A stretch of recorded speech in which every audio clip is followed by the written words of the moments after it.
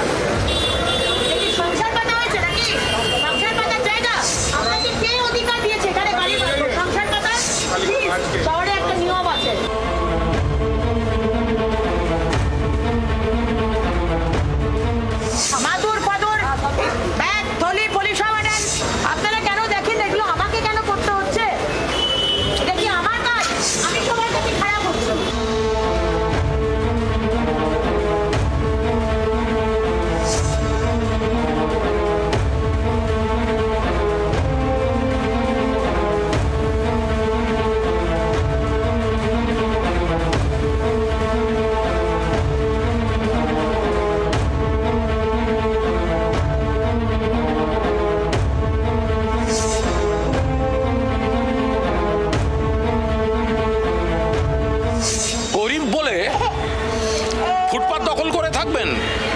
গরিব কেউ শখে হয় না ম্যাডাম, গরিব কেউ শখে হয় না ম্যাডাম। আমাদের পরম সৌভাগ্য যে আমরা একটা বাড়ি পেয়েছি, আর এরা বাড়ি পায়নি। ফুটপাতে একটা বাচ্চাকে খাওয়াচ্ছে, তাকে আমাদের সভ্যতা, আমাদের সরকার বলছে গরিব বলে কি ফুটপাতে থাকা যায়? সভ্যতার লজ্জা এই ধরনের মানসিকতা।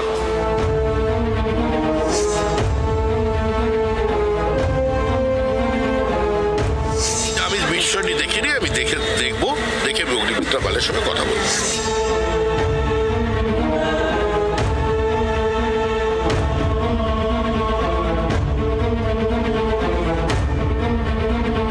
আপনাকে তো অধিকার দেননি যে কেউ ফুটপাতের মধ্যে দুধ গরম করবেন স্টোভ জ্বালিয়ে। আপনি তো নিজের বিপদ ডেকে আনছেন, বাকি সমস্ত যারা পথচারী যাচ্ছেন পেডেস্ট্রিয়ান তার বিপদও ডেকে আনছেন। আর এক গামলা দুধ তো আর একটা 6 মাসের বাচ্চা খেতে পারবে না। এক গামলা দুধ নিশ্চয়ই বাচ্চার জন্য ছিল না। বিরোধীরা বলছে যে বাচ্চার দুধ ফুটছে, আপনি এরকম করে এসে বলছেন। আরে বাচ্চার দুধ ফুটলেও বলবো, খিচুড়ি হলেও বলতাম, পকোড়া হলেও বলতাম। রাস্তার মধ্যে পেডেস্ট্রিয়ানে যাবার জায়গায় একটা ছোট্ট শিশু 6 মাসে সে পেডেস্ট্রিয়ানে ফুটপাতের মধ্যে হামাগুড়ি দিচ্ছে। পাশেই হচ্ছে রাস্তা, ফ্রি স্কুল স্ট্রিটের মতো একটা বিজি রোড। আজকে অ্যাক্সিডেন্ট হলে তো আপনারাই বিরোধীরা যারা আছেন আগুন জ্বালিয়ে দেবেন। দেখুন রোববার কেমন সব গোলমেলে হয়ে যাচ্ছে, সব গোলমাল। এই দেখুন সেই কংগ্রেস আমলে দেওয়া কাঁটাতার, সেই তখন থেকে ওপারে থেকে গেছে ওরা, কিন্তু ওরা এপারের, ওরা আমাদের। ওদের চাষের জমি, কাজবাজ সবকিছু এদিকে। গোলমেলে না ব্যাপারটা? ভীষণ গোলমেলে আর ভীষণ যন্ত্রণার। এই গোলমালের আড়ালেই লুকিয়ে আছে সেই যন্ত্রণা। কেনই বা আমাদের লোককে ওপারে রেখে কাঁটাতার দেওয়া হয়েছিল? আর কেনই বা এত বছর ধরে ওরা সেভাবেই থেকে গেল? এখন ওরা আবেদন করতে চায়। দেখুন কাঁটাতারের ওপারেও ভরসার আওয়াজটা কানে গেছে। ভয় আউট, ভরসা ইন। বলছে এবার আমাদের জমি দাও, কাঁটাতারের ওপারে যেতে দাও, আমরা তোমাদেরই লোক। দেখুন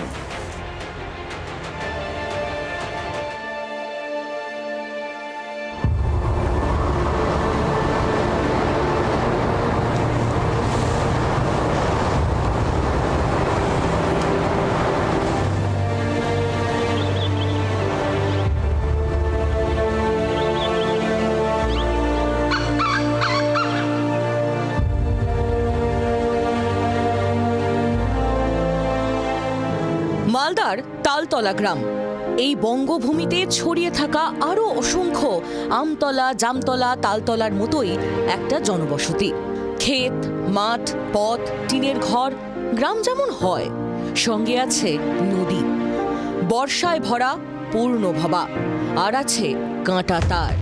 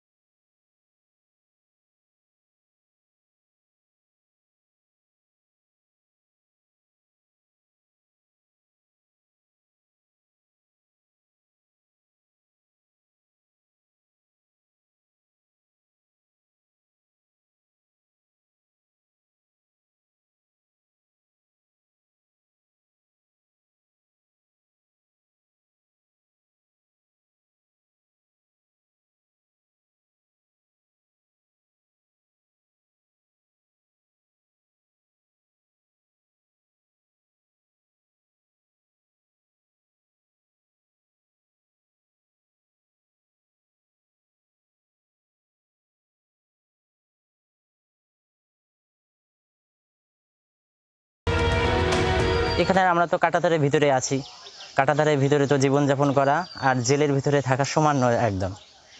তাই হচ্ছে আমাদের এখানে যাইতে আসতে খুব অসুবিধা। আধার কার্ড নিয়ে যেয়ে দাঁড়ায় থাকা লাগে 1 ঘন্টা দাঁড়ায় থাকা লাগে, তারপর এন্ট্রি করে আবার একটা ট্যাপে করে। অনেক কষ্টে আছি আমরা এখানে। এখানে 24টা পরিবার আছে। আমরা সকাল 6টা থেকে সন্ধ্যা 6টা অবধি যাতায়াত করতে পারি, তারপরেও আমাদের একটা সময়সীমা বেঁধে দিয়েছে। যেরকম সকালবেলা 8টার সময় খুলে 11টার সময় বন্ধ করে দেয়, আবার 3টার সময় খুলে আবার 6টার সময় বন্ধ করে দেয়। জীবন এখানে অনেকটা জেলের মতোই বলছেন তালতলা গ্রামের সাধারণ মানুষ। সীমান্তের গ্রাম, জাতীয় নিরাপত্তার দিকে তাকিয়ে নিয়মের কড়াকড়ি তাদের মানতেই হয়। গ্রামের পাশ দিয়ে বয়ে চলা নদী এখানে দুই দেশের প্রাকৃতিক সীমারেখা বা জিরো লাইন। নদীর ওপারে বাংলাদেশের নওগাঁ জেলার আদাতলা গ্রাম। সীমান্ত আর কাঁটাতারের মাঝে পড়া জীবনের সত্যিগুলো বড়ই কঠিন। যে কোনো বিষয়ে, কোনো হসপিটালে যাওয়া, বাচ্চারা স্কুলে যাওয়া, আমাদের কোনো সংস্কৃতি অনুষ্ঠান করা আমাদের খুবই অসুবিধা হয়। এন্ট্রি করে যেতে হয় এবং এন্ট্রি করে আসতে হয়। রাত বেরোতে অসুস্থ হলে স্যার খুবই অসুবিধা হয়। একটা গর্ভবতী মহিলাকে নিয়ে যাওয়ায় রাত্রে এন্ট্রি করতেই ওখানে 20 মিনিট টাইম লেগে যায়। কি করে আমরা জীবনযাপন করবো বলুন? নিজের দেশে থেকেও স্বাধীনভাবে চলাফেরার সুযোগ পান না তালতলার মানুষ।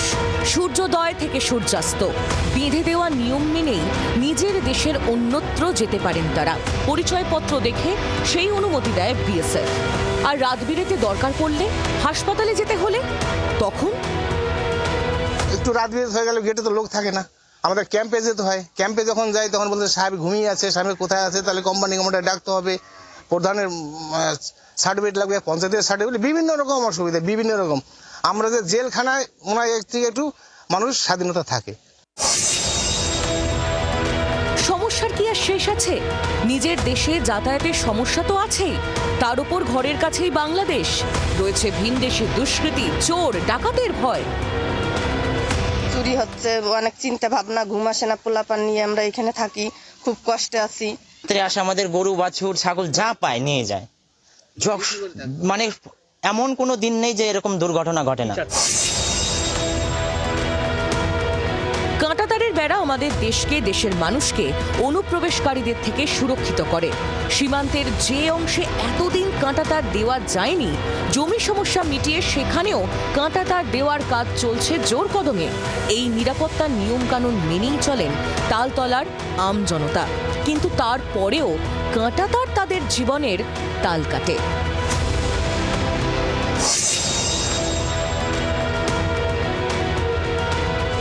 আসলে আর 5 জন ভারতীয়র মতো এই গ্রামের 24 পরিবারের সদস্যরাও পরিচয়পত্র না দেখিয়ে নিজেদের ইচ্ছে মতো চলার স্বপ্ন দেখেন, সুযোগ খুঁজেন যদি কাঁটাতারের এপারে এসে থাকা যায়। কাঁটাতারের ভিতরে থাকা এই গ্রাম পড়ে মালদার হবিবপুর বিধানসভার মধ্যে। এলাকার বিধায়ক জুয়েল মুর্মু এখন রাজ্যের সেচ ও আদিবাসী উন্নয়ন দপ্তরের প্রতিমন্ত্রী। সীমান্তের এই গ্রামের সমস্যা সমাধানে উদ্যোগ নিয়েছেন তিনিও। আমরা চাচ্ছি, এখন মাননীয় মন্ত্রী মহাশয় আসছে জুয়েল মুর্মু, ওনাকে বলেছি যে আমাদের একটু যাতে আমরা স্বাধীনতাভাবে বসবাস করতে পারি, আমাদের পুনর্বাসন যাতে দেয় সরকার, মাননীয় শুভেন্দু অধিকারী মহাশয় ওই ওপারে নিয়ে, সেটি আমরা চাচ্ছি। আমরা চাচ্ছি আমাদের কোনো পুরনো বসতি যদি দিত তাহলে আমাদের একটু ভালো হতো। আবেদন করছে, আমরাও চেষ্টা করব তাদেরকে এই পারে নিয়ে এসে তাদের ভালো সুন্দর জায়গা, তাদের 24টা বাড়ি যাতে আমরা নিয়ে আসতে পারি। নিজ ভূমে পরবাসী হয়ে থাকার যন্ত্রণা থেকে মুক্তি চাইছে তালতলা গ্রামের বাসিন্দারা। কাঁটাতারের বাইরে পুনর্বাসনের দাবি করছেন মালদার সীমান্তবর্তী গ্রামের মানুষ। রাজ্যের নতুন সরকারের দিকে তাকিয়ে আশায় বুক বাঁধছে 24টি পরিবার।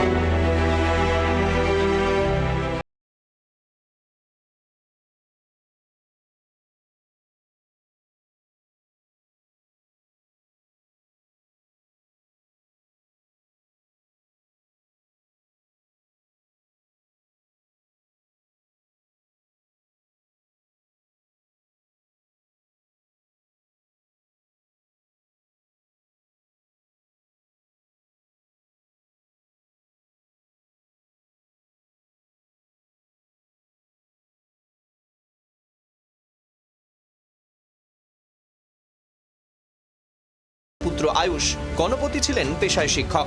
অবসর নেওয়ার পর এলাকায় হোমিওপ্যাথি চিকিৎসা করতেন। প্রতিবেশীদের দাবি 2 দিন আগে হত্যা করা হয়ে থাকতে পারে। পুলিশ ঘরে ঢুকে জামা কাপড় জিনিসপত্র পরে থাকতে দেখেন। ভবনের দোতলায় পরিবারটি থাকতো। পুলিশ গিয়ে দেখে বাড়ির বৈদ্যুতিন সংযোগ বিচ্ছিন্ন করা রয়েছে। পুলিশ কমিশনার জানিয়েছেন, মাদক সেবনে বাধা দেওয়ায় 4 জনকে পরিকল্পিতভাবে খুন। জিনিসপত্র ছড়িয়ে রেখে ডাকাতির ঘটনা রূপ দেওয়ার চেষ্টা হয়। এই ঘটনায় মুগ্ধ দাস এবং সিদ্ধার্থ দাস নামে 2 জনকে আটক করা হয়েছে। ঘটনাস্থলে প্রাপ্ত মাদকের সূত্র ধরেই ওই 2 জনকে আটক করা হয়। প্রায় 4 বছর ধরে ওই এলাকায় বসবাস করছিল পরিবারটি। ঘটনার তদন্তে পুলিশ, সিআইডি, গোয়েন্দা বিভাগ। রংপুরে একই পরিবারের 4 জনের হত্যাকাণ্ডের বর্ণনা দিতে গিয়ে কেঁদে ফেললেন পুলিশ কমিশনার। এই ঘটনাকে ডাকাতি বলে যেন পুলিশ মনে করে, সেজন্য তারা ইচ্ছাকৃতভাবে জিনিসপত্র এলোমেলো করে, অর্থাৎ তদন্তকে ভিন্ন খাতে প্রবাহিত করার জন্য ইচ্ছাকৃতভাবে এটা করে। 4 জনেরই মুখ কিছুটা ঝলসানো ছিল। মুখে রাসায়নিক জাতীয় পদার্থ ব্যবহার করা হয়। তাদের শ্বাসরোধ করে হত্যা করা হয়ে থাকতে পারে। এদিকে বালুচিস্তানে হিন্দু যুবককে গুলি। বালুচিস্তানে এক হিন্দু ব্যবসায়ীকে গুলি করে খুনের অভিযোগ উঠল একদল দুষ্কৃতের বিরুদ্ধে। মৃতের নাম রাকেশ কুমার, কিন্তু কি কারণে এই হত্যাকাণ্ড তা এখনো স্পষ্ট নয়।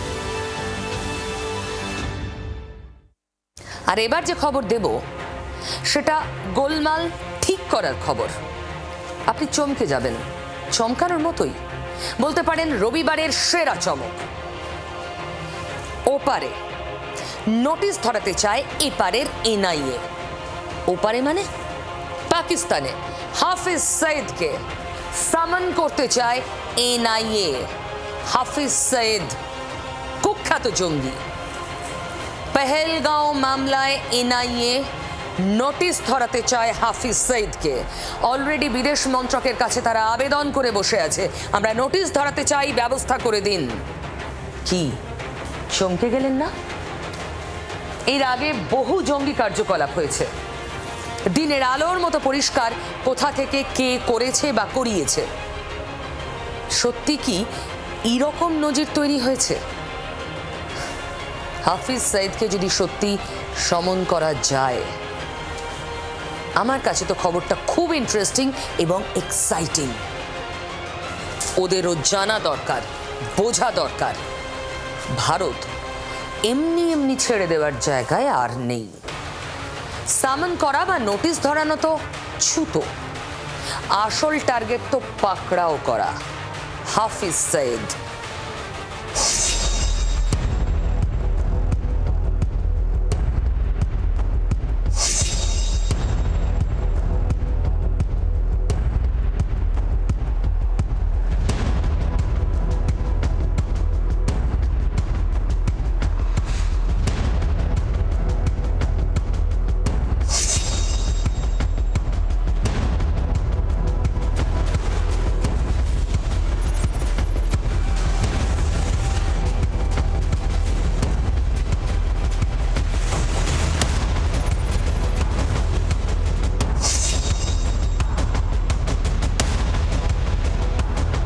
পহেলগাঁওয়ের বৈশারণ উপত্যকায় বেছে বেছে হিন্দু পর্যটক খুন, সেই ভয়ঙ্কর স্মৃতি আজও দগদগে দেশের বুকে।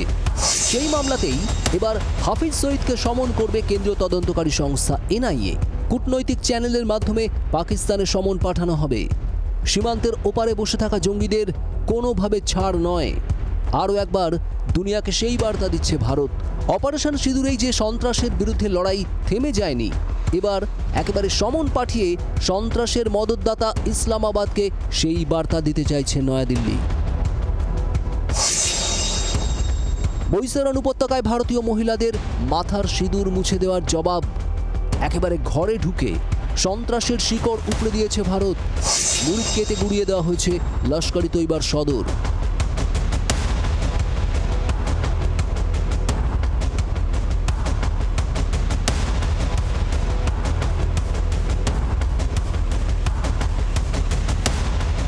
দুনিয়া জোড়া সমালোচনার পরেও লস্কর প্রধানকে আগলে রেখেছেন শরীফ মুনিররা। এবার তাকেই টেনে আনার চেষ্টায় নয়াদিল্লি। জম্মুর এনআইএর বিশেষ আদালতে হাজিরা দিতে সমন পাঠানো হবে হাফিজকে। বিদেশ মন্ত্রকের মাধ্যমে পাকিস্তানে সমন পাঠানো হবে। পহেলগাঁও তদন্তে সাপ্লিমেন্টারি চার্জশিটে হাফিজের নাম যুক্ত করে এনআইএ। লস্কর ছাড়াও প্রক্সি সংগঠন দ্য রেজিস্ট্যান্স ফ্রন্ট এর প্রধান হিসেবে অভিযুক্ত করা হয়েছে তাকে। হাফিজ সঈদের বিরুদ্ধে ইতিমধ্যেই জামিন অযোগ্য গ্রেপ্তারি পরোয়ানা জারি করেছে জম্মুর আদালত। হাফিজ সঈদ হাজিরা না দিলে তার অনুপস্থিতিতেই চলবে বিচার। আইন মেনে প্রতিটি পদক্ষেপ করছে ভারত। উদ্দেশ্য একটাই, পাকিস্তানকে বুঝিয়ে দেওয়া সন্ত্রাসের সঙ্গে কোনোভাবে আপোষ নয়। ভারত ও পাকিস্তানের মধ্যে কোনো প্রত্যর্পণ চুক্তি নেই। লস্কর-ই তৈবা প্রতিষ্ঠাতা হাফিজ সঈদকে কালো তালিকাভুক্ত জঙ্গি হিসেবে আগেই ঘোষণা করা হয়েছে। তবে এত সবের পরেও হুঁশ ফেরেনি পাকিস্তানের। দুনিয়ার চোখে ধুলো দিতে ইসলামাবাদের দাবি, সন্ত্রাসে অর্থ জোগানোর মামলায় সৈয়দকে দোষী সাব্যস্ত করেছে তারা। যদিও এই দাবি আর সত্যির মাঝে যে আকাশ আর পাতালের ফারাক, সেটা বিলক্ষণ জানে নয়াদিল্লি।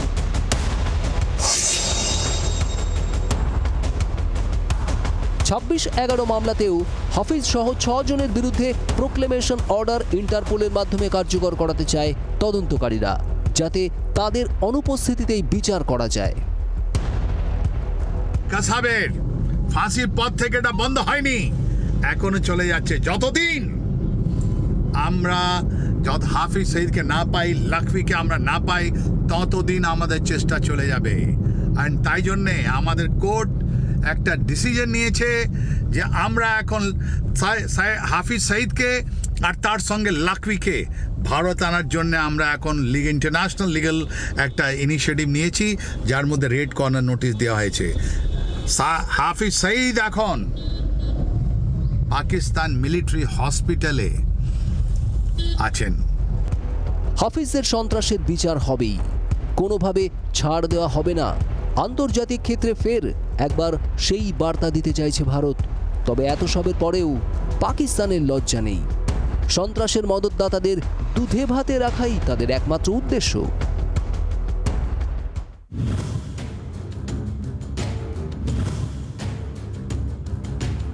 পাকিস্তানের রাজনৈতিক সংঘাত নতুন কিছু নয়।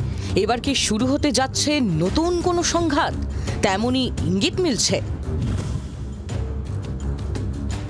সেনা অভ্যুত্থানের সম্ভাবনা। চতুর্থবার সেনা অভ্যুত্থানের সম্ভাবনা ঘিরে জল্পনার আবহেই রাজনৈতিক ও প্রশাসনিক কাঠামোর খোল নলচে বদলের প্রক্রিয়া শুরু হয়েছে পাকিস্তানে। প্রথম সারির বেশ কয়েকটি পাক সংবাদ মাধ্যমে প্রকাশিত খবরে ইঙ্গিত, পাকিস্তানের জাতীয় পরিকল্পনার খসড়া তৈরির কাজ শুরু হয়েছে। 10 বছরের জাতীয় পরিকল্পনার খসড়া তৈরি করছে সামরিক বাহিনী। এর অর্থ হল পাক সেনা সর্বাধিনায়ক ফিল্ড মার্শাল আসিম মুনিরের নেতৃত্বে সেনা নিয়ন্ত্রিত সরকার চালানোর পরিকল্পনা। সাংবিধানিক স্বীকৃতি পেলে প্রশাসনিক প্রক্রিয়ায় আনুষ্ঠানিক ও সম্প্রসারিত ভূমিকা দিতে পারে পাক সেনা। প্রস্তাবিত সংবিধান সংস্কারের প্রক্রিয়ার মধ্যে রয়েছে প্রেসিডেন্ট পরিচালিত শাসন ব্যবস্থা, নতুন প্রদেশ ও প্রশাসনিক ইউনিট গঠন, কেন্দ্রীয় সরকার ও প্রদেশগুলির মধ্যে আর্থিক সম্পদ বন্টনে পরিবর্তন। প্রস্তাবিত সংবিধান সংস্কার অনুযায়ী রাষ্ট্রীয় কোনো সিদ্ধান্ত গ্রহণে সেনাবাহিনীকে সমান অংশীদারের সাংবিধানিক স্বীকৃতি পাবে পাক সেনা। 1958, 1977 ও 1999 সালে 3টি সামরিক অভ্যুত্থান দেখেছে Pakistan. Field marshal Ayub Khan, general Yahya Khan, general Ziaul হক, জেনারেল পারভেজ মুশারফের মতো উর্দিধারী একনায়কদের ক্ষমতা দখল ও মার্শাল ল জারির সাক্ষী থেকেছে পাকিস্তান। প্রস্তাবিত নতুন সাংবিধানিক কাঠামোয় সরকার ও প্রশাসনের সিদ্ধান্ত গ্রহণের ক্ষেত্রে সেনার নিয়ন্ত্রণকেই আনুষ্ঠানিক রূপ দেওয়ার কথা বলা হচ্ছে। তাছাড়া সংসদীয় গণতন্ত্র থেকে প্রেসিডেন্ট শাসিত মডেলে পরিবর্তন হলে পাকিস্তানের রাজনৈতিক ক্ষমতার সমীকরণও বদলে যাবে।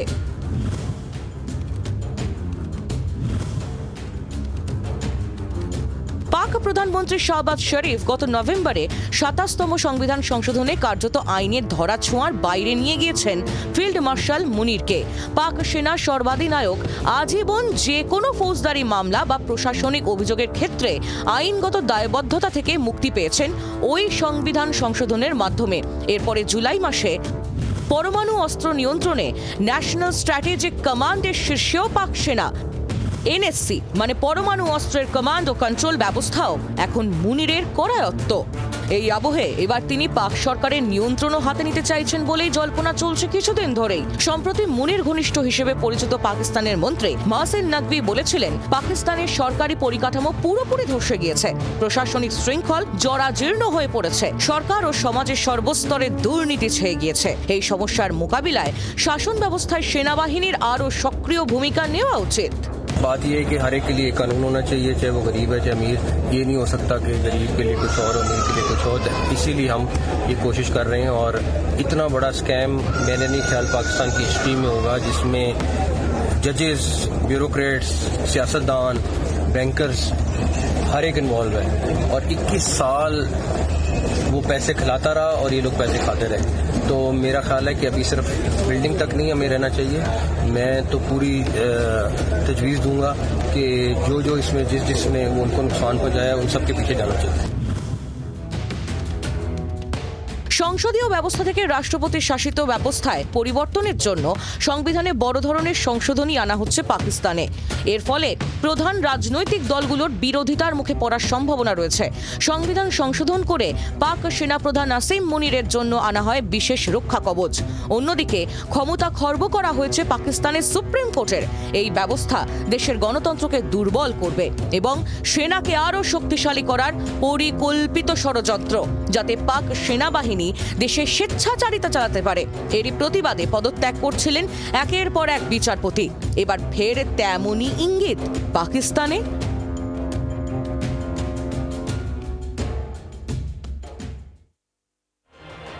মুখের গ্রাস যারা কেড়ে নেয় তাদের কি বলা উচিত? গরিবের খাবার যারা মুখ থেকে ছিনিয়ে নেয় তাদের কি বলে? নিজের পকেট ভরাতে, নিজের বৈভব বাড়াতে, নিজের আলিশান জীবনের মান বাড়াতে যারা গরিবের মুখ থেকে অন্ন ছিনিয়ে নেয় তাদের কি বলে? দেখুন এই রিপোর্ট, কিভাবে কোটি কোটি কোটি কোটি টাকার দুর্নীতি, মানুষের মুখের খাবার ছিনিয়ে নেওয়া দুর্নীতি।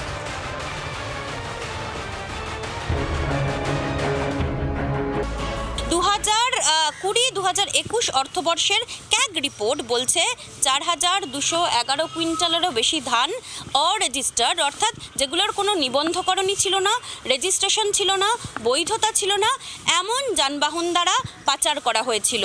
তার মধ্যে বেশিরভাগ অ্যাম্বুলেন্স, বেশিরভাগ বিলাসবহুল ক্যাব, এমনকি বাসের নম্বরও রয়েছে। ব্যবহার করা হয়েছিল ভুয়ো ডুপ্লিকেট নাম্বার।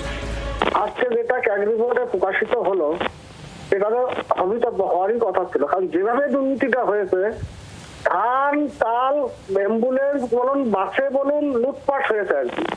খাতায় কলমে প্রসিডিওরটা খাতায় কলমে করা হয়েছে, বাস্তবে চাষও বেনিফিটেড হয়নি, দপ্তরও বেনিফিটেড হয়নি। ছিল গরিবের খানা, তৃণমূলের আমলে তাই হয়ে উঠেছিল অন্য কারোর খাজানা। গত 1.5 দশকে বাংলায় সেভাবে ভারী শিল্প আনতে না পারলেও চুরি শিল্পে ভরপুর ছিল জোড়াফুল জমানা। সিএজির রিপোর্ট সেই দুর্নীতিরই আরও একটি হাতে গরম উদাহরণ।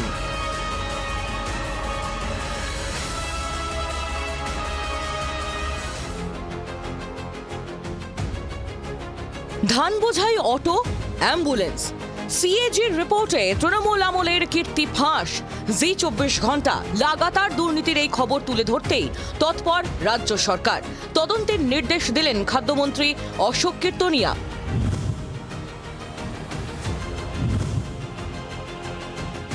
শুধু রেশন দুর্নীতির ক্ষেত্রে সমগ্র পশ্চিমবঙ্গের প্রত্যেকটা দপ্তরে দুর্নীতি হয়েছে। আজকে যে ক্যাগ রিপোর্ট দীর্ঘ 15 বছরে প্রকাশিত হয়নি।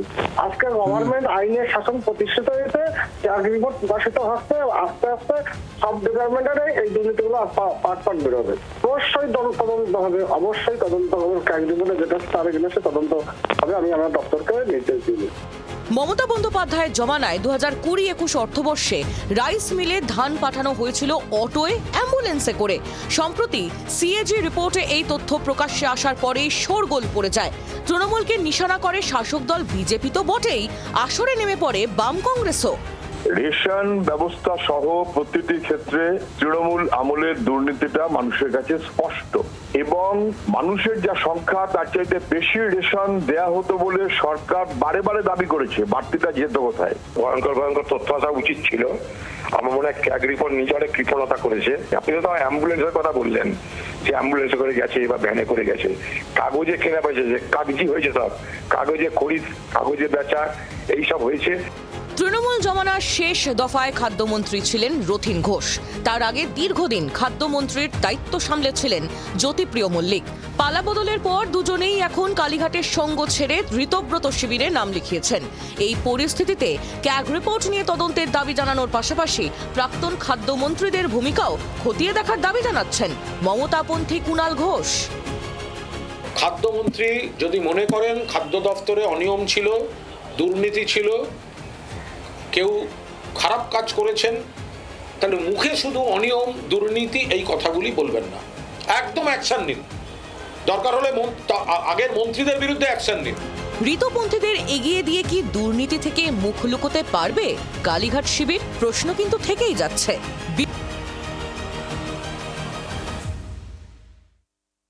চিনির দাম বেশি, তাই চিনি কম করতে হচ্ছে বিভিন্ন বিষয়ে, বিভিন্ন খাবারে। এরপর কি? চিনির দাম এত বাড়লে হ্রাস টানার উপায় কি? টাস্ক ফোর্স কি করছে?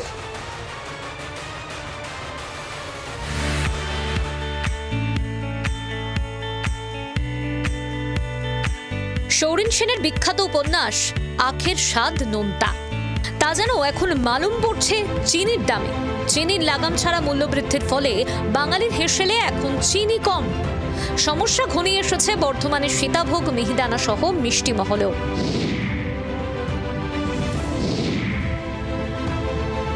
জিআই ট্যাগ পাওয়া সীতাভোগ আর মিহিদানা রসনার জগতে বর্ধমানের গৌরব। কিন্তু বর্তমানে চিনির দাম কেজি প্রতিতে 46 টাকা থেকে বেড়ে দাঁড়িয়েছে 72 টাকা। অস্বাভাবিক মূল্যবৃদ্ধির জেরে চরম বিপাকে পড়েছেন মিষ্টি ব্যবসায়ী থেকে শুরু করে সাধারণ ক্রেতারা। কারণ চিনি ছাড়া মিষ্টি তৈরি কার্যত অসম্ভব। বর্ধমানের সবচেয়ে বড় যে সীতাভোগ মিহিদানা যে চেন, তাদের কর্ণধারের কাছে আমরা এসেছি। আমরা এখানে সেই সেটআপেই রয়েছি দাঁড়িয়ে। আমরা যেটা দেখতে পাচ্ছি, প্রচুর কাস্টমার এখানে রয়েছেন, কিন্তু চিনির দাম বাড়ায় তারা কিন্তু সংকটে। যেটা তারা বলছেন, চিনির যেভাবে দাম বেড়েছে, প্রতিদিন তাদের 3 কুইন্টালের বেশি চিনি লাগে। এই চিনির দাম বাড়তে থাকলে কিন্তু অচিরে তাদের মিষ্টির দাম বাড়াতে হবে। সমস্যা মানে চিনি পাওয়াই মুশকিল হচ্ছে। আমাদের যা ডিমান্ড প্রতিদিনের হোলসেল মার্কেটে পাওয়া যাবে কিন্তু সম্ভব লাগছে। এর আগে বাণিজ্যিক গ্যাস ও ডিজেলের দাম বাড়ায় ধাক্কা খেয়েছিলেন ব্যবসায়ীরা। এখন আবার চিনির দাম বাড়ায় লোকসানের মুখে পড়তে হচ্ছে বলে ব্যবসায়ীদের দাবি। চিনির দাম এই 2 সপ্তাহের মধ্যে ধরুন প্রায় 2000 টাকা কুইন্টালে বেড়ে গেছে। তারপরে আমরা একটুখানি আমাদের ভীতি সঞ্চার হয়েছে। শুধু বিক্রেতারাই নয়, সমস্যায় পড়েছেন ক্রেতারাও। নবদ্বীপ থেকে বর্ধমানে সীতাভোগ মিহিদানা কিনতে আসা এক ক্রেতা জানাচ্ছেন, আগে যে আকারের মিষ্টি 5 টাকায় পাওয়া যেত, এখন তা 10 টাকা হয়ে গিয়েছে। চিনির দাম বাড়ার তো কারণ আছে। এখন পেট্রোলের সাথে আপনার ইথানল মেশাচ্ছে। ইথানল তো আখের থেকে তৈরি হয়। এবার সেখানে আখের তো দাম যখন বাড়ছে, চিনির দাম তো স্বাভাবিক বাড়বে। আগে 5 টাকার মিষ্টি খেতাম যা সাইজের, এখন 10 টাকা সাইজে পাওয়া যায়। মিষ্টি শিল্পকে বাঁচাতে দাম নিয়ন্ত্রণে দ্রুত সরকারি হস্তক্ষেপ দাবি করছেন ব্যবসায়ী থেকে সাধারণ মানুষ।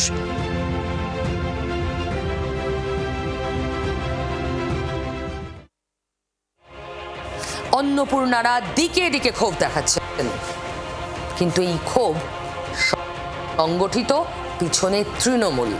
সন্দেহ প্রকাশ করেছেন মুখ্যমন্ত্রী শুভেন্দু অধিকারী।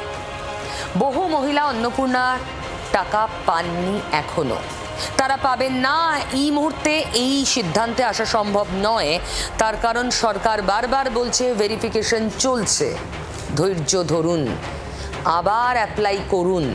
কিছু না কিছু গোলমাল থাকছে, আর ঝাড়াই বাছাই করে তবেই টাকা দেওয়া হবে। র্যান্ডম যাকে তাকে এই টাকা দেওয়া হবে না, সরকার স্পষ্ট করছে। এদিকে বিক্ষোভও থামছে না। এহেন অবস্থায় রাজনীতি উঁকি ঝুঁকি মারছে। সিস্টেমের মধ্যেও অনেক শস্যের মধ্যে ভূত ঢুকে আছে। যারা দেখে দেখে যাদের 2তলা 3তলা বাড়ি তাদেরকে দিচ্ছে, আর যাদের যোগ্য তাদেরকে দেওয়া হচ্ছে না, যে নিয়ে কনফিউশন তৈরি হচ্ছে। এটা নিয়ে আমরা মাননীয় মুখ্যমন্ত্রীর চাইব অ্যাটেনশন চাইবো যে এটা কোনো থার্ড পার্টিকে দিয়ে, যেটা আমার মনে হয় যে যদি কোনো থার্ড পার্টিকে দিয়ে রিভেরিফিকেশনের ব্যাপারটা দেখা হয়। সিস্টেমের মধ্যে ভূত। অন্নপূর্ণা নিয়ে দিকে দিকে বিক্ষোভের পিছনে প্রথম ষড়যন্ত্র খুঁজে পান পুরমন্ত্রী অগ্নিমিত্রা পাল। বিষয়টি মুখ্যমন্ত্রীর নজরে আনবেন বলেও জানান তিনি। বিক্ষোভের পিছনে হেরে যাওয়া তৃণমূলের মদত আছে, শনিবার সেটা স্পষ্ট করে দেন মুখ্যমন্ত্রীও। রিল বানিয়ে আর মিডিয়া ট্রায়াল করে আর 20 জন লোককে রাস্তায় নামিয়ে ওই হেরে যাওয়া তৃণমূল খণ্ড বিখণ্ড হয়ে যা। এবার বিজেপির রাজ্য সভাপতির গলাতেও একই সুর। তার মতে ব্যবস্থাপনায় বিচ্যুতি যেমন আছে তেমন অন্তর্ঘাতও রয়েছে। দু এক জায়গায় বিচ্যুতি আছে এবং সেটা সিস্টেমের কারণে। বহু জায়গায় সাবোটেজ করারও চেষ্টা করা হয়েছে, কিছু জায়গায় ফর্ম ফিল আপ করতেও কেউ গাফিলতি দেখিয়েছিলেন। আরও 50 লক্ষ মহিলা তারা অবিলম্বে খুব বিলম্বেই তারা পেয়ে যাবেন। যোগ্যদের কেউই বঞ্চিত হবেন না বলে আশ্বাস দিয়েছেন শ্রমিক ভট্টাচার্য, যে কথা বলেছিলেন মুখ্যমন্ত্রীও। ট্রেনিং করতে হচ্ছে, বছরে 36,000 টাকা কম টাকা তো নয়। তা এত লক্ষ পুরুষ তারা লক্ষ্মীর ভাণ্ডারের টাকা নিচ্ছেন। তো সোশ্যাল ওয়েলফেয়ার প্রজেক্ট তৈরি করা হয় মানুষের জন্য, তার জন্য নির্দিষ্ট ব্যবস্থা নেওয়া হয়েছে এবং যারা পাওয়ার জন্য উপযুক্ত তারা প্রত্যেকে পাবেন। আবেদন করবেন, পেয়ে যাবেন। জুনে 28 লাখ পেয়েছিলেন, জুলাইতে 1,19,00,000 পেয়েছেন, আগস্টে 1,45,00,000 লক্ষ লোককে দিয়েছে। প্রসেস আছে, করবেন তো, তাড়াহুড়া কি আছে? যারা পাওয়ার যোগ্য তারা পাবেন। সরকারি কর্মচারী আপনি কেন পাবেন? আপনাকে তো 20% দিয়ে আপনার অধিকার। আমরা তো অক্টোবর মাসের বেতন দিয়ে দেবো, পে কমিশন করে দিচ্ছি। অন্নপূর্ণা বিক্ষোভের জন্য যখন ষড়যন্ত্রের অভিযোগ আনছে সরকার পক্ষ, তখন কালীঘাট তৃণমূল প্রশ্ন তুলছে যোগ্য অযোগ্য বাছাই নিয়ে। উদ্বেগ, অনিশ্চয়তা, বঞ্চনা, অরাজকতা, বিশৃঙ্খল পরিস্থিতি তৈরি হয়েছে, তার জন্য দায়ী পশ্চিমবঙ্গের সরকার। এই যোগ্য শব্দটা কোথার থেকে আসছে? ভোটের আগে আসেনি কেন? আজকে যোগ্য অযোগ্য মাপকাঠি, ক্রাইটেরিয়া, কন্ডিশনস কেন আসছে কথাগুলো? বিরোধীরা যাই বলুন, 100 দিনে যেভাবে প্রায় 1.5 কোটি মহিলার অ্যাকাউন্টে অন্নপূর্ণা যোজনার টাকা তুলে দেওয়া হয়েছে তাকে সাফল্য হিসেবেই দেখছে নবান্ন। সেই পথ ধরেই 17 সেপ্টেম্বর প্রধানমন্ত্রীর জন্মদিনে অন্নপূর্ণা দিবস পালন করতে চলেছে শুভেন্দু অধিকারীর সরকার।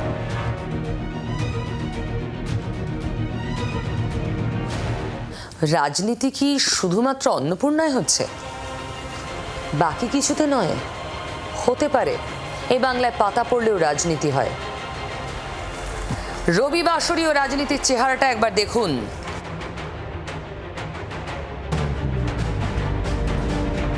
পুলিশের এনকাউন্টারে মৃত্যু হয়েছিল বারুইপুরে নাবালিকাকে খুন ও ধর্ষণে অন্যতম অভিযুক্ত প্রভাস মণ্ডলের। মাস দেড়েক আগের সেই ঘটনা মনে করিয়ে ফের এনকাউন্টারের নিদার দিলেন বিজেপির দাবাং নেতা দিলীপ ঘোষ।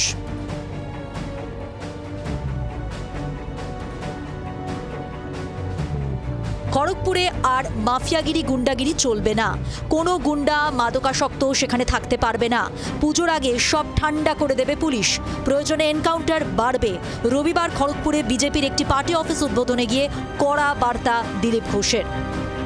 মাফিয়াগিরি গুন্ডাগিরি সব আমরা বন্ধ করতে শুরু করেছি। কোনো মাফিয়া গুন্ডা খড়গপুরে থাকতে পারবে না। অনেকে ভেতরে গেছে, অনেকে তড়ি পার হয়ে গেছে। পুলিশ বলে দিয়েছে খড়গপুরে পা রাখলে সোজা গুলি খাবে, ডাল ভাত খাওয়ার আগে গুলিটা খেতে হবে। আর তার দেখতে পাচ্ছেন আপনারা দাদাগিরি গুন্ডাগিরি অনেকটা কমেছে। পুলিশ আমাকে বলেছে পুজোর আগে সব ঠান্ডা করবে। পুলিশ পাড়ায় ঢুকে তাড়া করে করে ধরছে পাতা করে দেখতে, কাউকে ছাড়া হবে না। আর যদি দরকার হয় এনকাউন্টার হবে, গাড়ি করে যেমন হয়েছে ভারতীয়। তৃণমূল জমানায় পুলিশের সঙ্গে শাসক নেতাদের যোগসাজশের অভিযোগ করে দিলীপের বার্তা, এখন পুলিশকে হাত খুলে কাজ করার স্বাধীনতা দেওয়া হয়েছে। খড়গপুরে আশপাশের থেকে এসে, অন্য রাজ্যের থেকে এসে ডাকাত গুন্ডা বদমাশদের লাফিয়ে বেরিয়েছে। পুলিশ সব জানার পরেও কিছু করেনি। এবার কিন্তু পুলিশ তার কাজ শুরু করেছে। অনেকে হয়তো কমপ্লেন করছে পুলিশ বাড়াবাড়ি করছে। পুলিশ একটু বাড়াবাড়ি করুক। গুন্ডা মাফিয়াদের বাড়াবাড়ির চাইতে পুলিশের বাড়াবাড়ি একটু ভালো, তাহলে বাকি শান্ত থাকে। পুলিশকে পুলিশ হিসাবে কেউ দেখে নেয়, ভাই পার্টি ক্যাডার ছিল ওরা, নাহলে গুন্ডাদের ভাই ছিল। পুলিশ মন্ত্রী কে? দিলীপের মন্তব্যে পাল্টা প্রশ্ন বিরোধীদের। ফলে দিলীপ ঘোষ ওগুলো মিডিয়ার সামনে বললেও শুভেন্দু সাম্রাজ্যে ঢোকার ক্ষমতা দিলীপ ঘোষের নেই। ফালতু বাজার গরম করছেন। শুভেন্দু আপনাকে ত্রিসীমানায় পুলিশের ওখানে ঢুকতে দেবে না। এখন প্রশ্ন হচ্ছে পুলিশ মন্ত্রীটা কে? পুলিশ মন্ত্রী মুখ্যমন্ত্রী এটা তাই জানি, পঞ্চায়েত মন্ত্রীও কি পুলিশ মন্ত্রী? সেও কি বলতে পারে টিকার দেওয়ার কথা? এই বাংলায় হচ্ছেটা কি? এগুলো সবাই ট্রিগারশ্রী হওয়ার চেষ্টা করছে। কালীঘাট তৃণমূল প্রথম থেকে ঋত শিবিরকে শাসক দলের বি টিম বলে কটাক্ষ করে আসছে। ঘটনাচক্রে ঋতব্রতই আবার দিলীপের মন্তব্যে যোগী রাজ্যের ছায়া দেখছেন। দেখুন, কিন্তু যোগীরাজ মানে উত্তরপ্রদেশের যে যোগীরাজ, সেই যোগীরাজ কায়েম করবার চেষ্টা দিলীপবাবুর এই কথায় পরিষ্কার হচ্ছে। তাহলে তো দেশে মানে দিলীপবাবু যেটা বলছেন সেটাই যদি সরকারের মতামত হয়, তাহলে তো দেশে হচ্ছে আইন কানুন রাখার কোনো ব্যাপার নেই। ক্যাঙ্গারু কোর্ট বসিয়ে নিন, খাপ পঞ্চায়েত বসিয়ে নিন, আর এনকাউন্টার করে নিন। দুদিন আগেই যাদবপুরে গন্ডগোলের ঘটনায় সুর চড়িয়েছিলেন দিলীপ ঘোষ। বলেছিলেন ক্যাম্পাসে আবার দেশবিরোধী গতিবিধি বা স্লোগান উঠলে সার্জিক্যাল স্ট্রাইক হবে। এই নিয়ে অনেকে রে রে করে উঠলেও আইন শৃঙ্খলা নিয়ন্ত্রণে তিনি যে নিজের স্ট্যান্ড থেকে সরবেন না তা আবার স্পষ্ট করে দিলেন খড়গপুর সদরের বিধায়ক।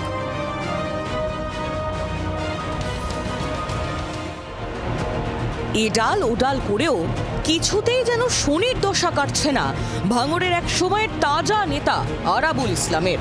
ফের তার গাড়িতে হামলার অভিযোগ উঠল। শুক্রবারই আইএসএফ ছাড়ার ঘোষণা করেছিলেন আরাবুল। তার 24 ঘন্টার মধ্যেই তার গাড়ি লক্ষ্য করে উড়ে এলো বোমা, ইট। শনিবার রাতে ভাঙড়ের পোলেরহাট থানার উড়িয়াপাড়া এলাকা দিয়ে বাড়ি যাচ্ছিলেন আরাবুল। সেই সময় তার গাড়িতে হামলা চালানোর অভিযোগ ওঠে দুষ্কৃতীদের বিরুদ্ধে। অভিযোগ, গাড়ি লক্ষ্য করে বোমা ও ইট ছোড়া হয়। ইটের আঘাতে গাড়ির কাঁচ ভেঙে যায়। আরাবুলের অভিযোগ, তাকে প্রাণে মারার চেষ্টা করা হয়েছিল। নিশানায় আইএসএফ।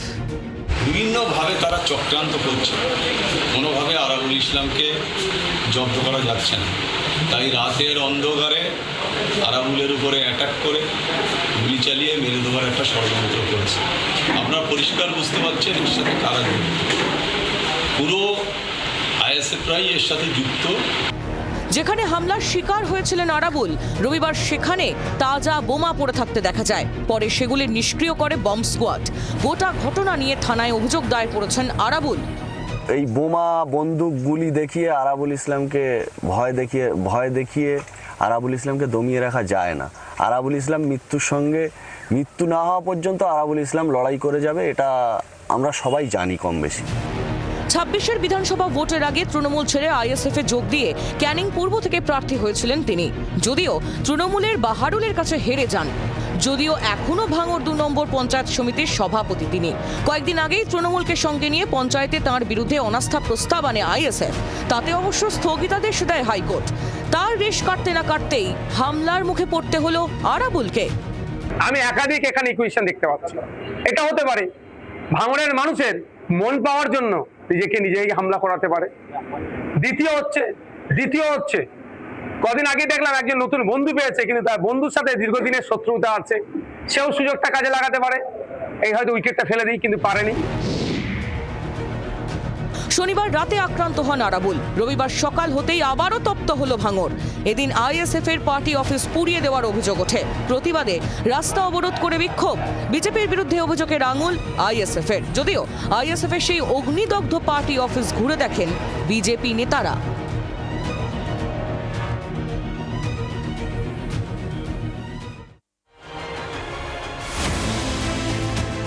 কার হাতে থাকবে এলাকার দখলদারি? বিজেপির গোষ্ঠীদ্বন্দ্বে ধুন্ধুমার বাঁধল ক্যানিংয়ের জীবনতলার 18 বাঁকি এলাকায়। দুই গোষ্ঠীর মধ্যে ধাক্কাধাক্কি, ধস্তাধস্তির চুলোচুলি। সংঘর্ষে জখম 6 জন বিজেপি কর্মী সমর্থক। স্থানীয় বিজেপি নেতা হান্নান সর্দারের বিরুদ্ধে অভিযোগ। জীবনতলা থানায় দায়ের করা হয়েছে অভিযোগ। সেটা প্রতিবাদ করেছিলেন? প্রতিবাদ করেছিলাম বলতে আমার আব্বা বলছিল কেন গালাগালি করছো। কি দিয়ে মেরেছে? ওরা লাঠি কাপ লাগাচ্ছে গাড়িতে। কতজন ছিল ওরা? অনেকজন ছিল, মহিলারা এসে আজকের সকালবেলা 1:30টার সময় এসে জীবনতলা থানায় থেকে এসে নিজে স্পটে দাঁড়িয়ে থেকে ছেলেপুলেদের নিয়ে আমার এই 6 নম্বর 7 নম্বর বুথে লোকজনকে মেরে ধরে পুকুরে ফেলে মেয়েদের মারধর করিয়ে। কি দিয়ে মেরেছে? রড দিয়ে লাঠি দিয়ে ঠেঁতেছে মেয়েদের। কেন মারলো কেন? হঠাৎ তো আগে যাদেরকে মেরেছে তারা কোন পার্টি করে? তারা আগে তো আগে 2019 সালে আমার সাথে বিজেপি করতো। যাদের মেরেছে এখন তারা বিজেপি করে? তারা আমার সাথে বিজেপি করে। সূত্রের খবর, বিজেপি নেতা হান্নান সর্দার এলাকায় তাণ্ডব চালালে প্রতিবাদে সরব হন অন্যান্য বিজেপি কর্মী সমর্থকরা। এরপরই প্রতিবাদী বিজেপি কর্মী সমর্থকদের মারধরের অভিযোগ, যদিও বিজেপি নেতার দাবি তিনি ঘটনাস্থলে ছিলেনই না।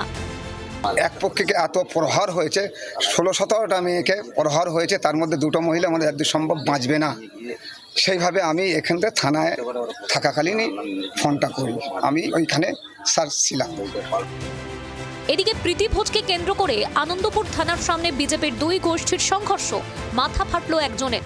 অভিযোগ জানাতে আসে অপর গোষ্ঠী, সেই থানার সামনে এলে দুই পক্ষের মধ্যে চরম বাজানুগোল। এই মুহূর্তে যেমন ছবি দেখাচ্ছি যে ঘড়ির কাঁটায় মধ্যরাত, ঘড়ির কাঁটায় প্রায় 1:30টা, এই মুহূর্তে আনন্দপুর থানার সামনে কিন্তু চরম দুই পক্ষের মধ্যে গন্ডগোল, এবং সেই থামাতে কিন্তু আনন্দপুর থানার পুলিশ আসরে নেমেছে।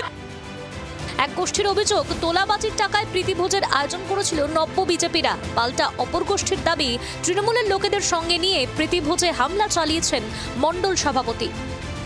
পিঠ বাঁচাতে গিয়ে, আমাদের বদনাম করতে গিয়ে আজকে টাকা তুলে তৃণমূলদের সাথে হাত মিলিয়ে আমাদের সাথে আমাদের বিরুদ্ধে চলছে।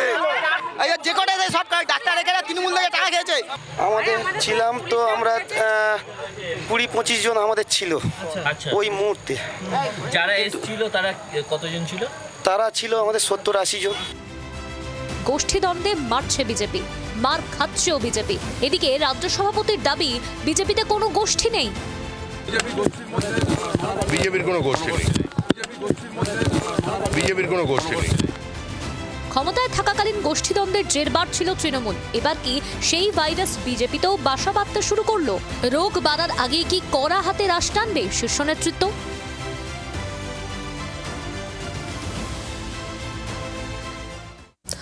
বন্দে মাতরম সারা দেশ জুড়ে বন্দে মাতরমকে ছড়িয়ে দিতে হবে, তার আত্মাকে মানুষের মনে প্রবেশ করাতে হবে।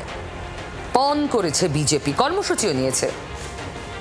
তার আগেই বাংলার দুর্গাপুজোয় ঠাঁই পেয়েছে বন্দে মাতরম এবং আনন্দমঠ থিমগুলো কেমন বদলে যাচ্ছে না? জমানার সঙ্গে সঙ্গে দেখুন বদলে যাওয়া থিম।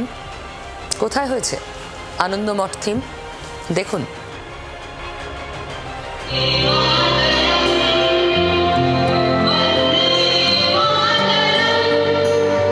বন্দে মাতরম স্বাধীনতার মন্ত্র, যে মন্ত্রে একদিন এক হয়েছিল আসমুদ্র হিমাচল ভারতবর্ষ।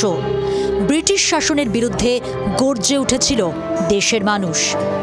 বন্দে মাতরম শুধু একটা গান নয়, এই দেশের শিরায় ধমনীতে বয়ে চলা এক সত্যি, এক সঞ্জীবনী মন্ত্র।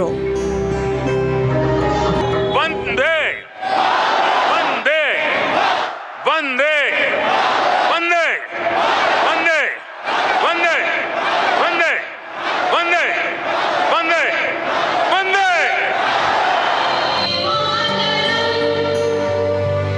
সেই বন্দে মাতরম এখন আবার আলোচনার কেন্দ্রে। বন্দে মাতরমের 150 বছর উপলক্ষে একের পর এক কর্মসূচি করেছে কেন্দ্রীয় সরকার।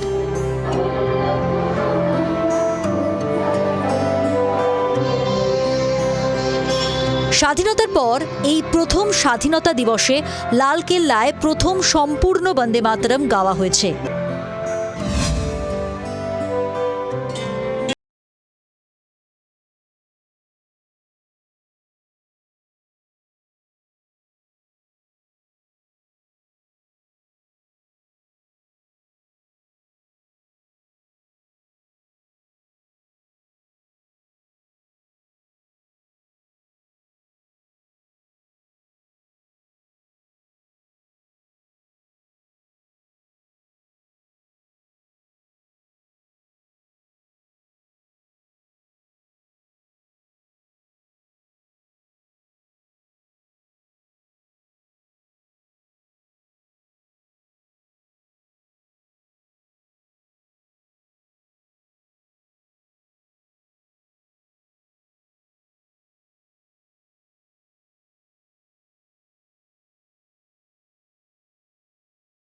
স্বাধীনতা হওয়ার জন্যে যে মেন নারা ছিল ওটা ছিল বন্দে মাতরম।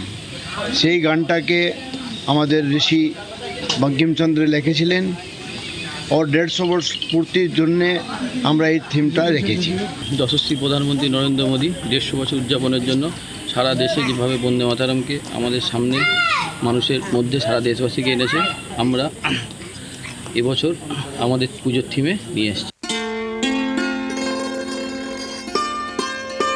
ক্যালেন্ডার বলছে এটা ভাদ্র মাস, মানে শরৎকাল। তবে এই বাংলায় এখনও ভরা বর্ষা। পুজোর জন্য হাতে রয়েছে বেশ খানিকটা সময়। তার আগে পাড়ায় পাড়ায় চলছে মণ্ডপ তৈরি, কুমোরটুলিতে চেনা ব্যস্ততা। এই সবের মধ্যেই শহরতলির মণ্ডপে এবার দেশ মাতৃকার আরাধনার কথা, সনাতনী ঐতিহ্যের কথা। অন্যান্য বছরের তুলনায় অনেকটা বেশি সাড়া পাবো, কারণ যেসব বাধাবিঘ্ন আগে ছিল, এবছর সনাতনী সরকার আমাদের। বদলের বাংলায় পুজোয় এবার ঐতিহ্য ইতিহাসের ছোঁয়াই বেশি। থিমের প্রতিমার থেকে সাবেকি মাতৃমূর্তির চাহিদাও বাড়ছে। আর শুধু প্রতিমা নয়, ছোট বড় বিভিন্ন পুজোর থিমেই ফিরে আসছে দেশের কথা, ইতিহাসের কথা। সবেমাত্র 100 দিন পার করেছে বাংলার বিজেপি সরকার। তাতেই ডাবল ইঞ্জিন সরকারে বাংলায় শিল্পে গতি। গার্ডেন রিচ শিপ বিল্ডার্সে যুদ্ধজাহাজ নির্মাণের লক্ষ্যে আরও 5টি নতুন প্রকল্পের শিলান্যাস। 3400 কোটি টাকা বিনিয়োগে প্রকল্পের ভূমি পুজো করলেন প্রতিরক্ষা মন্ত্রী রাজনাথ সিং ও মুখ্যমন্ত্রী Suvendu Adhikari. Today is a glorious day of Bengal. 3,400 crore invested by the Garden Reach Shipbuilders and Engineers, GRSC. It's a historic day, Bengal के लिए, पश्चिम बंगाल के लिए। গত তৃণমূল সরকারের কেন্দ্রের সঙ্গে সমন্বয় রেখে কাজ করার সদিচ্ছা ছিল না, তাই রাজ্য অনেক ভুগেছে। গার্ডেন রিচ থেকে গত সরকারকে নিশানা মুখ্যমন্ত্রী। जो सरकार पश्चिम बंगाल में थी, वो सेंट्रल गवर्नमेंट का साथ और सेंट्रल गवर्नमेंट का और डिपार्टमेंट का साथ एक साथ काम करने का उनका कोई इच्छा भी नहीं था, इसलिए वेस्ट बंगाल ने बहुत सारा सफर किया। 2016 সালে কেন্দ্রীয় স্বরাষ্ট্রমন্ত্রী রাজ্যকে চিঠি দেয় বিএসএফকে জমি দেওয়ার জন্য, কিন্তু তৃণমূল সরকার জমি দেয়নি। আমাদের সরকার 90% জমি বিএসএফকে দিয়েছে বললেন মুখ্যমন্ত্রী। अब सरकार आने का बाद हम लोग 90% जमी already handed over to BSF to protect our border. देश का सेफ्टी सिक्योरिटी के लिए हम लोग कर रहा है। পশ্চিমবঙ্গ উন্নয়নের লক্ষ্যে এগিয়ে চলেছে। শুভেন্দু অধিকারীর নেতৃত্বে বাংলার উন্নয়ন হচ্ছে। বাংলায় এতদিন শিল্প বন্ধ হওয়ার খবর মিলত, বর্তমানে পশ্চিমবঙ্গে শুধু বিনিয়োগের খবর। মুখ্যমন্ত্রীকে দরাজ সার্টিফিকেট প্রতিরক্ষা মন্ত্রীর। शुभेंदु जी अधिकारी है, very dynamic chief minister of West Bengal, क्योंकि जहां कभी उद्योगों के लगातार वेस्ट बंगाल में बंद होने की खबरें आती थी, वहां आज नए उद्योगों के विस्तार की खबरें बराबर आ रही। यही बदलाव बंगाल और बदलते हुए भारत की तस्वीर है। বাংলায় বিজেপি ক্ষমতায় আসার পর রাজ্যে শিল্পায়নের সম্ভাবনা বেড়েছে বলেই মনে করছেন প্রতিরক্ষা মন্ত্রী রাজনাথ সিং। बंगाल की हवा में एक नई खुशबू है। यह महक केवल बदलाव की नहीं है, बल्कि शुभेंदु अधिकारी के आने के बाद, इनके लीडरशिप में यहाँ गवर्नमेंट बनने के बाद मैं कह सकता हूँ, यह केवल बदलाव की महक नहीं है, बल्कि यह महक है, विकास की महक है। यह यदि बदलाव है तो इन्वेस्टमेंट का बदलाव है। যে 5 প্রকল্পের ভূমি পুজো হয়েছে সেগুলি হলো Raichak shipyards, timber pond ship building facility, Damodar ship building facility, radial forging plant এবং 3000 ton open die forging press. কেন্দ্র ও রাজ্য সরকার একসঙ্গে কাজ করলে বাংলায় আরও বড় বিনিয়োগ আসবে বলে বার্তা দিয়েছেন মুখ্যমন্ত্রী।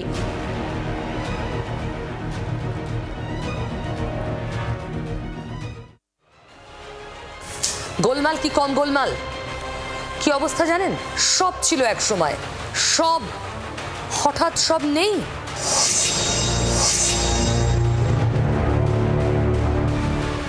হাল খারাপ হতে হতে এখন বেহাল। এককালের গৌরব, বিরাট একটা বিল্ডিং, হাসপাতাল বিল্ডিং, এখন কেউ নেই, ঘুটঘুটতি, চিকিৎসার পরিকাঠামোই নেই। একসময় ডাক্তার ছিল, নার্স ছিল, অন্য কর্মীরা ছিলেন, নিয়মিত রোগীরা আসতেন। এটা খড়গপুরের নিমপুর স্টেট হেলথ ক্লিনিক, ৭৩ বছরের একটা বিরাট হাসপাতাল বিল্ডিং। একসময় জমজমাট, গম গম করতো। আপনি যে কোনো সরকারি হাসপাতালে যেমন দেখেন ঠিক তেমন। আজ কিচ্ছুটি নেই, গুটি কত কর্মী ছাড়া পুরো হাসপাতাল জুড়ে দৈন্য দশার ছবি। আগে মাসে অন্তত ৩০ থেকে ১২০টা পর্যন্ত ডেলিভারি হতো, ছিল লেবার রুম, এক্সট্রা সুবিধা। স্থানীয় বাসিন্দাদের অভিযোগ, দিনের পর দিন অবহেলা করতে করতে হাসপাতালের পরিষেবা এখন শিকে। তৃণমূলের সরকার নাকি নজরই দেয়নি, তার আগে সরকার নজরই দেয়নি। ৭৩ বছর কেউ নজর দেয়নি, আস্তে আস্তে সব শেষ। দারুণ না? গোলমালকে এমনি বলছি, গোড়ায় গোলমাল। এখন যে গুটি কত কর্মী রয়েছেন তাদেরও দাবি, হাসপাতালকে যদি ঢেলে সাজানো যায় তাহলে আশপাশের বিশাল এলাকার মানুষের উপকার হবে। চিকিৎসার জন্য তাদের আর অন্যত্র দৌড়তে হবে না, দুয়ারে মিলবে পরিষেবা। হসপিটাল প্রায় 70 বছরের কাছাকাছি হতে যাচ্ছে। সমস্যা কি বলবেন, সবই তো কিছুই নেই। কি অবস্থা, আসলে কোনো রকমের মেডিসিনটা পাওয়া যায়, কিছু মেডিসিন পাওয়া যায়। দুটো অ্যাম্বুলেন্স ছিল, এখানে ল্যাব ছিল, প্যাথোলজি ছিল, এক্সরে ছিল।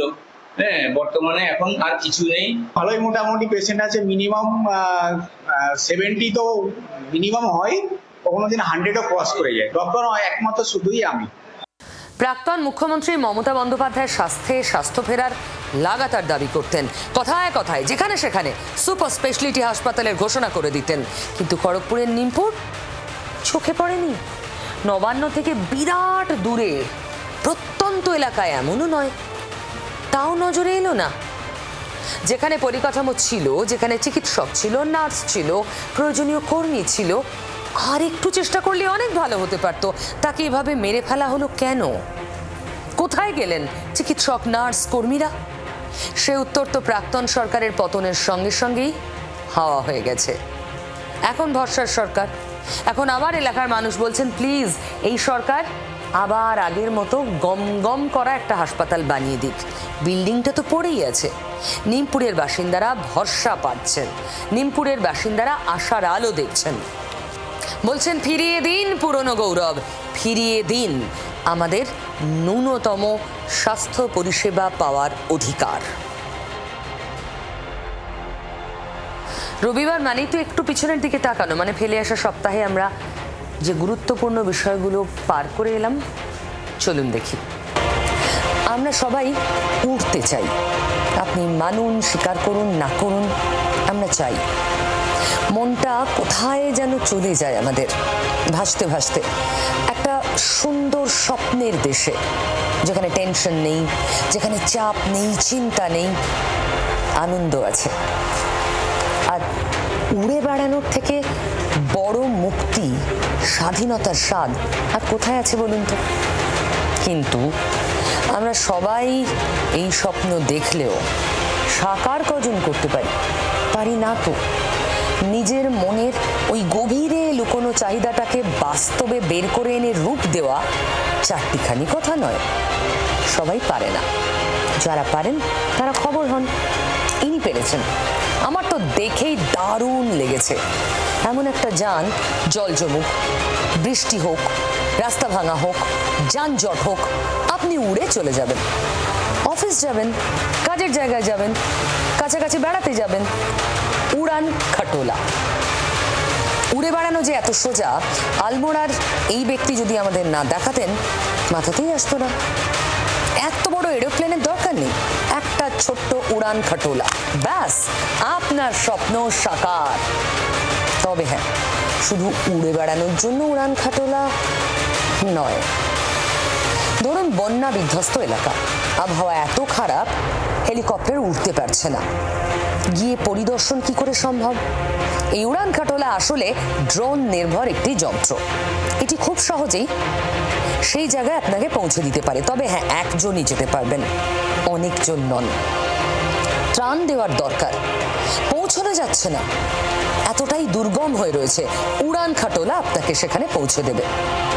দেখলেন তো, চাইলেই বাধা দূর করা যায়, শুধু ইচ্ছা শক্তিটা প্রবল হতে হয়। মেঘের দেশে মেলবো ডানা, পাহাড় নদী ছাড়িয়ে দূরে যাব আমি আপন সুরে। এই তো আমার স্বপ্ন ডানায় পৌঁছে যাওয়া অচিনানায়।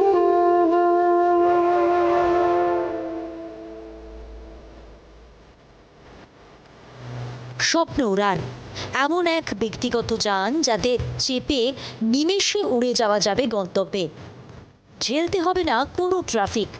এমন যারে সওয়ার হওয়ার মানুষের কল্পনা নতুন নয়, তবে তা এখন আর কল্পনা নয়। এআই এর যুগে কল্পবিজ্ঞানী এখন বাস্তব। সৌজন্যে উত্তরাখণ্ডের তরুণ রবি তামতা ও তার স্টার্টআপ সংস্থা হাপিদা স্কাই প্রাইভেট লিমিটেড।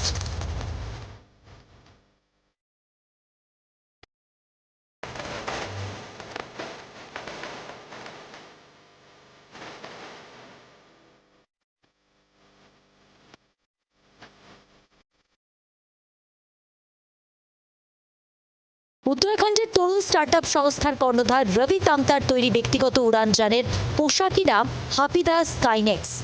এটা চালাতে দরকার নেই পেট্রোল, ডিজেল বা ইথানলের, লাগবে না সিএনজিও কিংবা বিমানে ব্যবহৃত জ্বালানিও। সম্পূর্ণ বৈদ্যুতিক উড়ন্ত যানে যখন খুশি যেখানে খুশি চলে যাওয়া যাবে হুশ করে। উড়ানযানের পরীক্ষামূলক সংস্করণের সফল পরীক্ষা করে ফেলেছেন উত্তরাখণ্ডের আলমোড়ার জগেশ্বর ধামের নিকটবর্তী কাফলিখান গ্রামের বাসিন্দা রবি। আলমোড়ার খোলা মাঠে যানটি উড়িয়েছেন তিনি।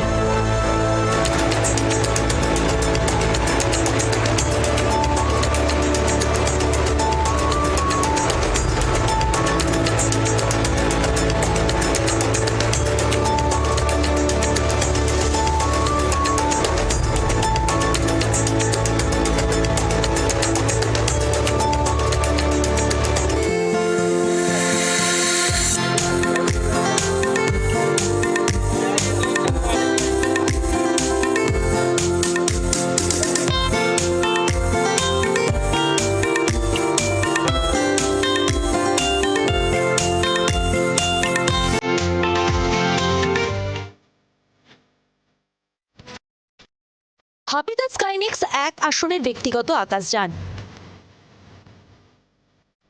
ড্রোন প্রযুক্তি ব্যবহার করে উড়ানযানটি তৈরি করা হয়েছে। ব্যাটারি চালিত এই যান দূষণমুক্ত, ফলে পরিবেশ বান্ধব। একজন বসার উপযোগী এই যান আকাশপথে ব্যক্তিগতভাবে যাতায়াতের স্বপ্নকে বাস্তবের আরও কাছাকাছি নিয়ে আসছে। সম্পূর্ণ নিরাপদ হাপিদা স্কাইনেক্স ভবিষ্যতে আকাশ পরিবহনের সংজ্ঞাকেই বদলে দিতে পারে বলে মনে করছেন বিশেষজ্ঞরা।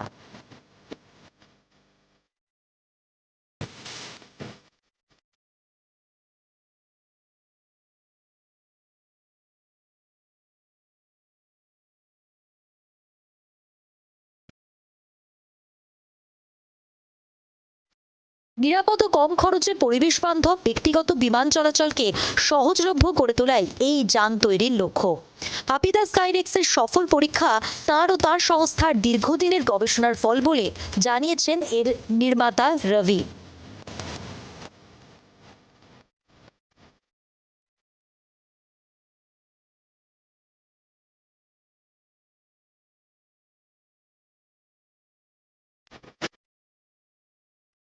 তবে এই উড়ানযান বা টুকরো খবরগুলো আজও সাজিয়ে রেখেছি এক ঝলকে।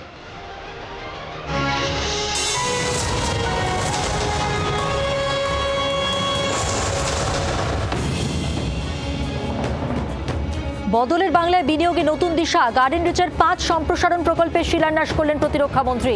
বাংলায় 3400 কোটির বিনিয়োগ হবে, প্রচুর কর্মসংস্থান জানালেন মুখ্যমন্ত্রী। ডুরান্ডের ফাইনালে লাল হলুদ ঝড়, 22 বছর পর ডুরান্ড জয় ইস্ট বেঙ্গলের। 4-1 গোলে কুপোকাত মোহনবাগান। এডমন্ডের হ্যাটট্রিকে জ্বলল মশাল। খেলা দেখতে মাঠে যান প্রতিরক্ষা মন্ত্রী রাজনাথ সিং।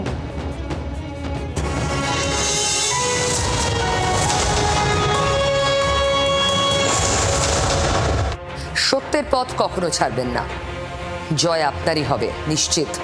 রোজ দেখুন যা বলবো সত্যি বলবো।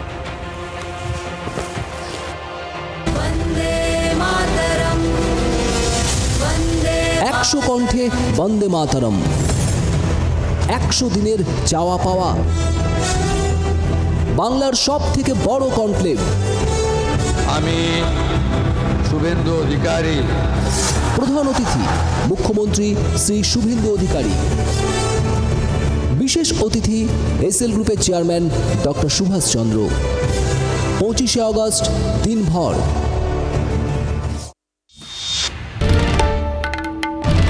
বাংলার আওয়াজ, বাঙালির আবেগ, জি 24 ঘন্টা।